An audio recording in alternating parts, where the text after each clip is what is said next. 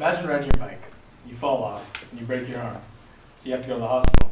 So you get to the hospital, and you have to wait in line for 4 weeks. Well, universal healthcare, this is what would happen. 89.3% have to wait 3 months or more in Canada to get something like this fixed, where here it can be seen in less than 3 hours. According to Private Healthcare Canada, 24% of Canadians report 4 hours of waiting in the emergency room. That's the emergency room waiting 4 hours. So why would you want this? Why would you? In Sweden, people have to wait 1 year to get a hip replacement. So what is universal healthcare actually defined as? Universal healthcare defined as is coverage for all eligible residents of a political region, so you get mental, dental, and medical health insurance. Ours is provided, America's is provided by many separate legal entities, which are owned by private sectors, which means it's harder to get, but the quality and the timeliness is much faster. My mom works as a nurse over at San Ramon Regional Hospital in San Ramon Valley, and she does not like the new fit. She feels like the new healthcare reform bill just was not right as for this country for right now. My dad's uncle is the head anesthesiologist at the Mayo Clinic. The Mayo Clinic is ranked number 2 hospital in the United States according to U.S. News and World Report. And so the U.S. is the only industrialized country that does not have a universal health care program. And recently, on November 7th, the House passed the new reform bill.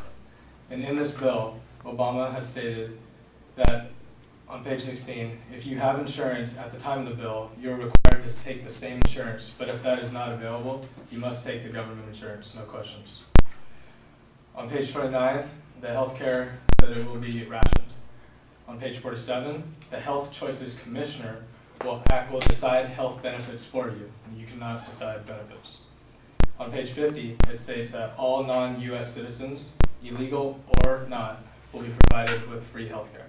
So that means if somebody is crossing into our country, gets hurt, and ends up in our country, we as taxpayers have to pay for him to help him recover.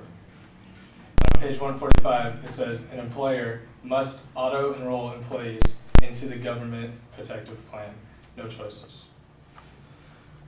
In universal healthcare, doctors make an average of $68,000 a year, according to Doctor Shortage. In Canada, government taxes their citizens $5,100 a year, $5,180 a year.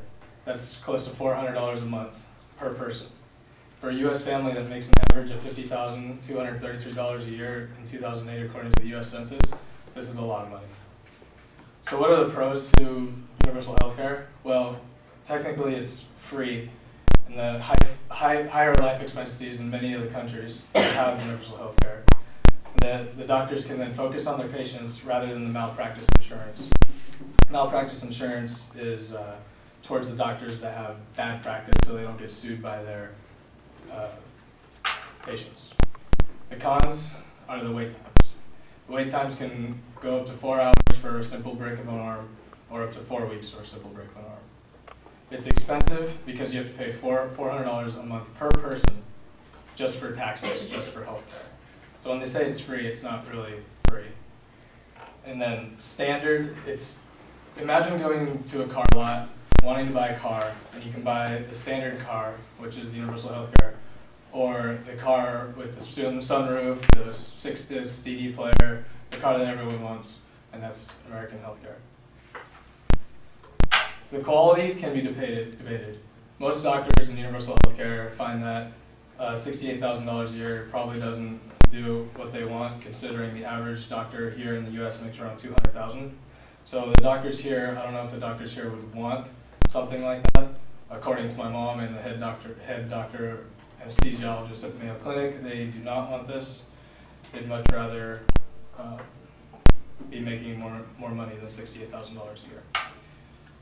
So imagine paying $400 a year, $400 a month in taxes, and having to pay for someone that has been smoking their entire life and have lung cancer and go to the hospital and having themselves get fixed with your money.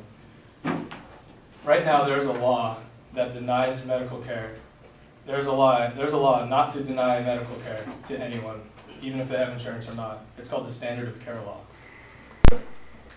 Some restrictions: politicians would most likely pass some sin taxes if this bill does pass.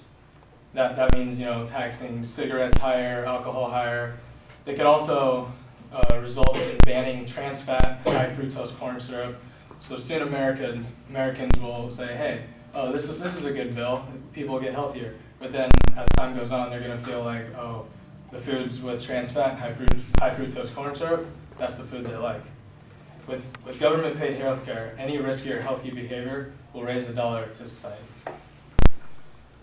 So universal health care can be summed up in a sentence.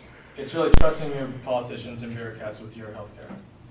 It's not perfect by any means right now, our health care at all. But right now, America is not ready to be in a socialized government-controlled system. The answer right now is just to work hard and get rewards, just like what healthcare is. Thank you, sir.